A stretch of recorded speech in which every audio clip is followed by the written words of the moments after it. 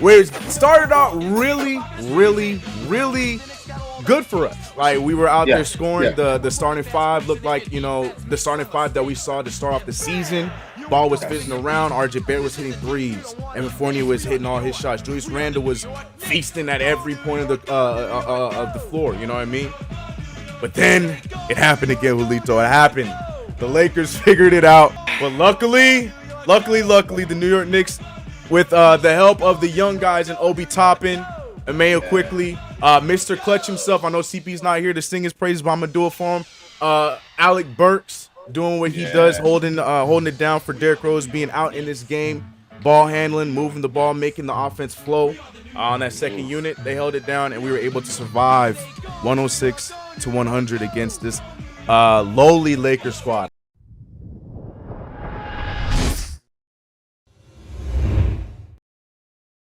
I love the fact that we turned it around. I love the fact that we got to see Fournier put a string of good games together. Right? We haven't seen Fournier do well, since the first game, to be honest. And I believe we're in game 17 now, right? In that range. 18. We're on 18 now. 18. Game 18, right? It was amazing to see him put together. He played great last game. He played great today, and he started the game off amazing. Shout out to Kimba, man. Even though we are not getting Charlotte Kimba, I love the fact that Kimba's starting us out with kind of a high intensity, high pace. First quarter, at least. It's going after the first 6 minutes, but at the same time, I love the fact that Kimba is being aggressive. Evan was being aggressive. Evan going to the line. We didn't get to see that in a while. Julius Randle is cardiac Julius for this team. He was negative 15 today in a game where we led almost the entire game. He did what he needed to do for us. I believe he had 22 points. He had 15 rebounds, which is huge, right? Huge. And he also had about 5 or 6 assists, man. And I think for us, that's the Julius Randle we need on this team. So to your point, that when Julius is on, when Julius is playing, the team runs well. But then if he starts to take things too personal and the game all of a sudden falters a little bit, then you see the rest of the Knicks fall apart. So with Evan Fournier, like you said, being aggressive and not only making the three at a high clip, 6 for 9, but also he was a +2. He was the only one in our starting unit that was a +2. RJ was at a 0, so his game was evened out. But being a +2, being the high scorer, playing all those minutes, that's what you want to see out of Evan Fournier, especially being paid as much as being paid. That's the kind of night you want to see from Evan Fournier. But yeah, so we talked about Fournier, we talked a little bit about Julius Randle, but we got to talk about the bench mob. The bench mob, once again, no Derrick Rose. We saw that report come out early on that Derrick Rose was not going to play tonight. Some people were a little bit worried. What was Tibbs going to do in that situation? Who is he going to add? Is it time for Deuce? Who's going to play? But Tibbs threw everybody off, right? First of all, we saw Obi Toppin check in really early in that first quarter and gave us some good minutes next to Randle.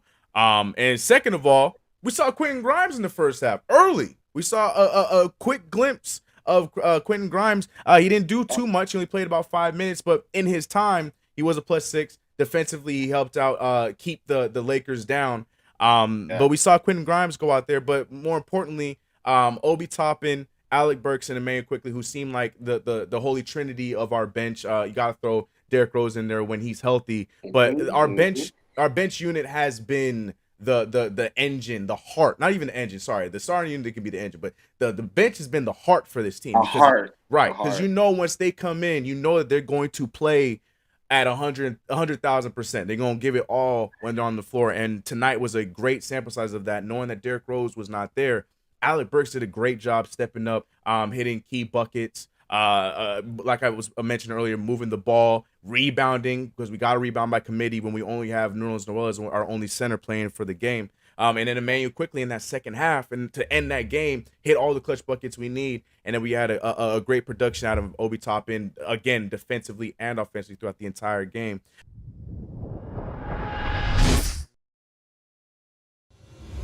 Never again do we have a game where Obi Toppin and Emmanuel Quickly play less than 25 minutes. That is law. You play them blind 25 minutes. Obi is questionable with a fractured toenail. He plays. IQ has flu-like symptoms. He plays 25 minutes. Derrick Rose is hot. Evan Fournier is hot. Kemba's hot. I don't care. They play 25 minutes. The energy with those two guys is irreplaceable. I don't care about rim protection. Protect D's. 25 minutes minimum.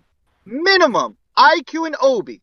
And to think that there were absolute imbeciles who thought to vehemently disrespect Emmanuel Quickly at the beginning of this year, my God, bless your heart. Because that guy at 83, 81, him and Obi took us home.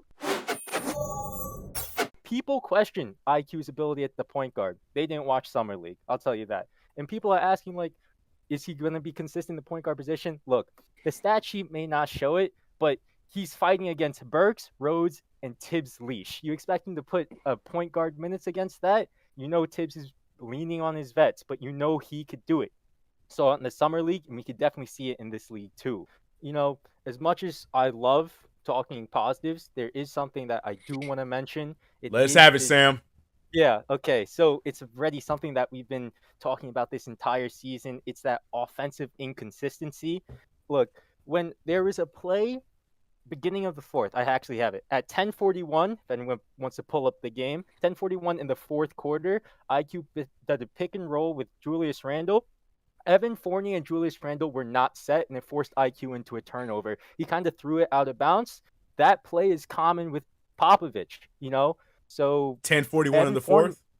Yeah. So Evan Fournier is supposed to slot down into the corner, and Julius Randle is supposed to slot into the wing. They were both lazy. Julius Randle did not move, and Evan Fournier raised up too early, and it caused IQ to throw a pass in that wing position where Julius Randle would have been set, and it messed him up right there. They just need to get set. They're not getting consistent with their offense in that set like that.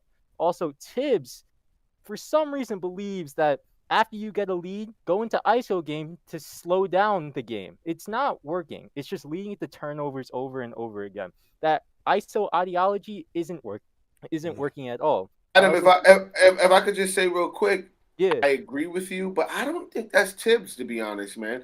I think that's Julius. I think that's those vets that